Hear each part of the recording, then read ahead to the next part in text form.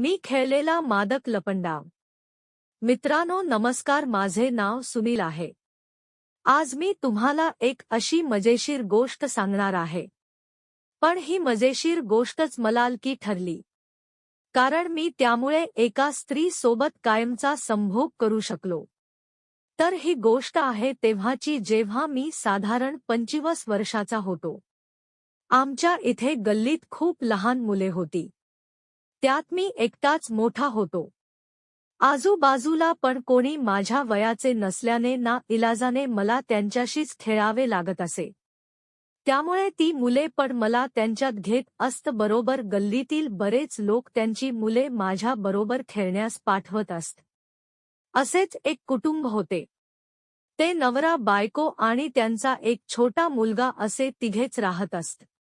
मुलाला ते प्रेमाने सोनू म्हणत. तर तिचे नाव नेहा होते. त्याचे नाव सांगून काहीच उपयोग नाही, कारण त्याचा आपल्याशी मतलब काहीच नाहीये. त्यामुळे मी त्यात माझा वेळ वाया घालवणार नाही. तर नेहा म्हणजे आमच्या गल्लीतील सगळ्यात मस्त स्त्री होती. मस्त स्त्री म्हणजे फक्त दिसायला नव्हे ब्र का, तर एकंदरीतच तिची पर्सनॅलिटी जबरदस्त अशीच होती. उंच जशी होती ती तशीच ती, नाकी डोळी नीट्स असल्याने तिला बघताच क्षणी सगळे वेडे होत असत. मी पण त्याला अपवाद नव्हतो. तिचे ते डोळे, तिचे उरोज, तिची कंबर, तिची गांड हे सगळं जणू कसे अद्भुत असेच होते. तिला बघून मला तिच्याशी संभोग करायची इच्छा खूप होत असे. अर्थात अशी इच्छा होणारा मी काही एकटाच नसणार आहे हे देखील मला माहीत आहे. कारण आमच्या गल्लीत मोठी मुले जरी नसली तरी मोठे पुरुष मात्र होतेच ना. आमच्या गल्लीत फक्त त्यांचाच बंगला होता. चारी बाजूने दगडी भिंतीने बंदिस्त असलेल्या बंगल्यात खेळणे सगळ्यांना आवडत असे. तिचा मुलगा तर मी असल्याशिवाय अजिबात खेळत नसे. त्यामुळे मला तेवढेच बरे वाटत असे की त्या निमित्ताने मला नेहाला जवळून बघता येते आणि तिच्याशी बोलता देखील येते. ती पण साला माझ्याशी अशी काही बोलत असे ना की काही विचारू नका. माझ्याशी बोलताना ती सत्त डोळ्याचे आणि ओठांचे असे काही हावभाव करत असे ना की ते बघून तिच्या मनात काय चालू आहे तेच मला नेमके समजायचे नाही. मी पण काही दिसायला वगैरे वाईट नव्हतो. उंच, सावळा रंग, खेळाडूची शरीरयष्टी आणि बोलणे खूपच मधाळ, यामुळे मला गल्लीत सगळ्या बायका खूपच जवळ करत असत. त्यात नेहा पण अपवाद नव्हती. पण त्यामुळे मला काही तिच्याकडून मिळेल हे सांगणे थोडे कठीण जात होते. त्या दिवशी नेहाने मला फोन केला आणि ती मला म्हणाली, अरे सुनील ऐक ना, सोनूचे शाळेतील मित्र आलेत आणि तो तुझ्याशिवाय खेळणार नाही म्हणत आहे. नेमके हे पण काही दिवसांसाठी बाहेर गावी गेले आहे. तू जर रिकामा असशील तर प्लीज सोनू बरोबर खेळायला येशील का? तिने मला असे काही गोड बोलून विचारले ना की मी नाहीच म्हणू शकलो नाही. तिला मी तात्काळ होकार दिला आणि तिच्या घरी गेलो. सोनू आणि त्याचे काही मित्र काहीतरी खेळात बसले होते. मला बघून तो खूप खुश झाला. पण मला खरा आनंद होता तो नेहाला बघण्यात. पण ती काही कुठे दिसत नव्हती. तिला माझी नजर शोधात असतानाच ती समोरून अचानक आली. तिला बघून मी दंग राहिलो. निळ्या रंगाच्या साडीमध्ये तिचे ते आरसपानी सौंदर्य खूपच उठून दिसत होते. तिचा साडीचा पदर थोडासा खाली पडला असल्याने तिची छाती उघडी पडली होती आणि त्यामुळे तिच्या छातीचे उभार कमालीचे उठून दिसत होते. तिची बेंबी इतकी खोलगट होती की त्यात पोहून यावे असेच विचार माझ्या मनात क्षणभर येऊन गेले. तिने मला आत बसवले आणि चहा दिला. थोडा वेळ गप्पा मारून आम्ही खेळायला गेलो. मुलांना लपंडाव खेळायचा होता. ती मला म्हणाली, तुम्ही खेळा, मी जाते कामाला असे म्हणून ती कामाला गेली आणि आम्ही खेळू लागलो. एक मुलावर डाव आला आणि आम्ही सगळे लपू लागलो. कुठे लपायचे म्हणून मी किचनमध्ये जाऊन लपलो. तिथे नेहा होतीच. ती माझ्याकडे बघून हसली. मी फ्रीज मागे जाऊन लपलो होतो. तिथून ती काम करत असताना तिच्या शरीराच्या होणाऱ्या सगळ्या हालचाली मी टिपत होतो. तिची देहष्टी कमालीची मादक होती. तिला बघून माझा सोटा वळवळ करू लागला. खूप वेळ आम्ही खेळात असताना दुसऱ्या मुलावर डाव आला. त्याला माझ्या लपण्याच्या जागा माहीत झाल्या होत्या, त्यामुळे तो मी जिथे लपलो तिथे येत असल्याचे पाहून मी वरच्या रूममध्ये गेलो आणि बाथरूममध्ये शिरलो व झटकन दार लावून घेतले. मात्र समोर मी जे बघितले ते मात्र केवळ अविश्वसनीय असेच होते.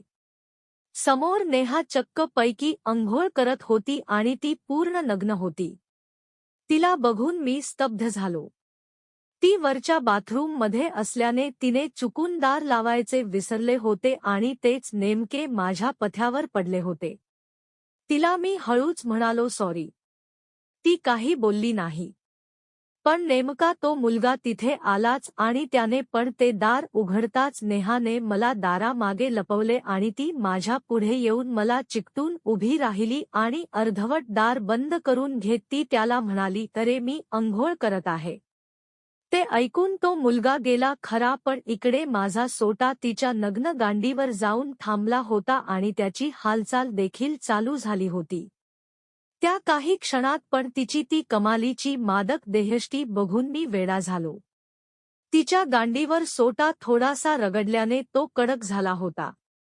ती माझ्याकडे बघून मला म्हणाली, "आता माझे सगळे तर तू बघितले आहेसच. मग आता मला तुझे सगळे दाखव बघू झटकन." असे म्हणून तिने माझा शर्ट काढला, पॅन्ट काढली आणि बघता बघता मला नग्न देखील केले. तिची छाती बघून मी कमालीचा गर्म झालो होतो. तिला मी काही करायच्या आत तिनेच मला जवळ ओढले आणि माझ्या तोंडात तिचे तोंड देऊन माझ्यावर चुंबनाचा वर्षाव सुरू केला. तिच्या त्या नग्न देहावरून मी माझा हात सरसर करत फिरवू लागलो होतो. तिची कंबर, तिची गांड हाताने जोरजोरात दाबत होतो. तिच्या छातीला दाबताना माझी ताकद प्रचंड वाढत होती आणि मी तिचे उरोज शब्दशः पिळून काढत होतो. ती माझ्या सोट्याला तिच्या हातात पकडून एकसारखे मागे पुढे करत हलवत होती आणि त्यामुळे तर तो खूपच कडक होत होता. ती आपण माझ्या संपूर्ण देहावरून तिचा हात फिरवत होती. माझ्या पिळदार शरीराचा आनंद घेत होती. ती मग खाली बसली आणि तिने माझा सोटा तिच्या तोंडात घेतला. हळूहळू करत तिने त्याला पूर्णपणे तिच्या तोंडात घेतला आणि ती त्याला चोखू लागली. वर खाली होणारे तिचे डोके एकसारखे एका लयीत माझ्या सोट्याला चोखत होते आणि त्यामुळे त्याच्या शिरा दिसण्या इतपत त्याचा ताठरपणा वाढला होता. तिचे ओरल करायचा प्रकार केवळ अफलातून असाच होता. मी वेडा झालो होतो. खूप वेळ ओरल करून मग ती बाजूला होताच. मी तिला उभे केले आणि मी खाली बसलो. शेजारी असलेल्या कमोडवर तिचा मी एक पाय वर ठेवला आणि खालून तिच्या योनीवर माझी जीभ ठेवून मी सरसर करत फिरवू लागलो. तिची योनी उभी आडवी तिरकी सरळ अशी सगळ्या डायरेक्शनमध्ये मी चाटून चाटून ओलीचिंब केली. तिच्या गुलाबी योनीला मी असे काही चाटत होतो की ती माझे डोके धरून त्यावर जोरात रेटून घेत होती. तिची योनी चाटून झाल्यावर मी तसाच उभा राहिलो आणि एका बाजूने तिच्या योनीत मी माझा सोटा कोंबला. काच काच करत मी लगेचच तिच्यावर उडू लागलो. तिचा एक पाय कमोडवर तसाच होता. तिला ते दुखू लागल्याने मी तिला पाय खाली घेण्यास सांगितले आणि तिला पुढे उभ्यानेच वाकवले आणि मागून पुन्हा एकदा माझा सोटा तिच्या योनीत कोंबला. यावेळी मात्र मी प्रचंड वेगाने माझी कंबर हलवत होतो. एकसारखे खूप वेळ ठोक ठोक ठोकून झाल्यावर मी माझे सगळे वीर्य तिच्या योनीत सोडले आणि आम्ही दोघे शांत झालो. आम्ही दोघांनी मग एकत्र अंघोळ केली. अंघोळ करता करता मी अजून एकदा तिच्यावर शॉट काढला. बघता बघता तिच्यावर मी 2 वेळा उडालो असल्याने ती माझ्यावर खूप खुश झाली. त्या काही दिवस तिचा नवरा तसाही बाहेर गावीच असल्याने तिला मी ठोक ठोक ठोकून काढले. सकाळी चालू झाले की मी थांबतच नसे. तेव्हापासून मी नियमितपणे नेहाच्या घरी जाऊन तिला मनसोक्तपणे ठोक ठोक ठोकू लागलो होतो.